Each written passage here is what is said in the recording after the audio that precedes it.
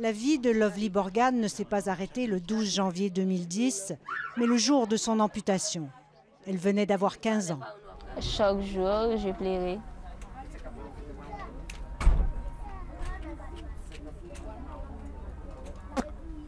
Après, j'ai dit, c'est la vie.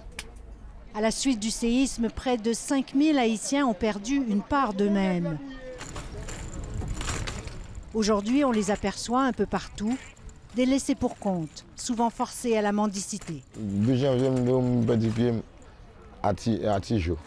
Le 12 janvier, j'ai perdu ma jambe près de l'église du Sacré-Cœur. Je passais par là et le séisme est arrivé. J'ai passé 3 jours par terre parce que tout était coincé. Il y avait des poteaux électriques par terre, sur la route, des murailles tombées. La route était complètement bloquée. C'était vraiment catastrophique. Depuis, Icaris Selner s'est installé dans un campement de fortune devant les vestiges de la grande cathédrale de Port-au-Prince. Il vit dans une tente rafistolée avec sa femme et ses 3 enfants. Mais il est débrouillard. Il a réussi à se procurer une télévision qu'il fait fonctionner en volant de l'électricité. Je remercie Dieu de m'avoir laissé la vie. J'ai perdu une jambe, mais je remercie le ciel de m'avoir laissé en vie, car il y a des gens qui ont perdu beaucoup plus que moi. Il y a des familles qui sont disparues. La vie des personnes handicapées reste encore bien difficile ici, même si des organisations internationales leur fournissent parfois des prothèses. Lovely a cessé de porter la sienne depuis longtemps. Je ne l'aime pas. Non. Qu'est-ce que vous auriez voulu? Une qui est très confortable. Moi, on les considère généralement, moi, personnellement, je les considère comme faisant partie des pauvres des pauvres. Michel Péan sait de quoi il parle. Lui-même est aveugle. En 2010, il était au gouvernement, responsable de l'intégration des personnes handicapées. Un combat qu'il poursuit depuis 20 ans.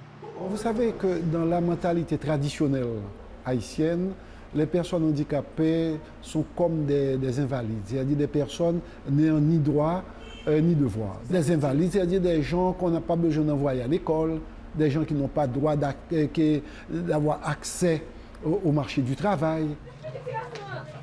Lovely a de la chance, sa mère croit en elle et elle peut encore poursuivre ses études. Mais pour combien de temps? Comme tant d'autres, la famille a tout perdu et vit maintenant dans ce camp. C'est le camp des handicapés. Peu après le tremblement de terre, ils ont été regroupés là, coincés entre 2 des quartiers les plus dangereux de Port-au-Prince. Des amputés, des aveugles, des sourds-muets, 1600 personnes oubliées par la communauté internationale et par les autorités. Lovely partage cet abri avec 8 autres personnes. Le plus difficile, c'est la façon où je vis. Parce qu'auparavant, je n'étais pas comme ça. Avant, c'était mieux. Parce que je vivais dans une maison très confortable. Je n'avais pas tellement de problèmes. Problèmes pour aller à l'école, pour manger, pour dormir, non. Mais maintenant, oui. Au lendemain du 12 janvier, c'était extrêmement difficile pour les personnes âgées, de même que pour les personnes en situation de handicap, d'avoir accès, par exemple, aux produits alimentaires qu'on distribuait dans le pays. Parce que ça se faisait dans un désordre inouï. Vous comprenez, les policiers intervenaient, vous comprenez, à coups de matraque, etc., etc. Donc on ne pouvait pas demander à une personne handicapée d'aller dans ces espaces. Devant l'urgence, le gouvernement a promulgué une nouvelle loi pour mieux protéger les handicapés et leur permettre de travailler. 2% du personnel de toutes les entreprises doivent, en principe, être des personnes handicapées. Will-Marc Jean, amputé d'une jambe, a pu justement profiter d'un salon de l'emploi spécial organisé par le gouvernement. Il y avait beaucoup d'entreprises qui voulaient recruter des personnes handicapées sur la base, pas sur la base de charité, mais sur la base de leurs compétences. Il a été embauché au service à la clientèle d'une station de télévision. Je peux dire, c'est une sorte de réintégration pour moi. Le fait de reprendre mes activités après 3 ans, 10 mois. Mais ils sont encore nombreux à se sentir exclus. C'est maintenant que j'entends dire qu'il y a des efforts qui se font, mais ces changements n'arrivent pas encore à moi. La vie de Lovely non plus ne s'est pas améliorée. Est-ce que le gouvernement a fait assez pour vous? Non, rien du tout. Mais Lovely refuse de se laisser abattre.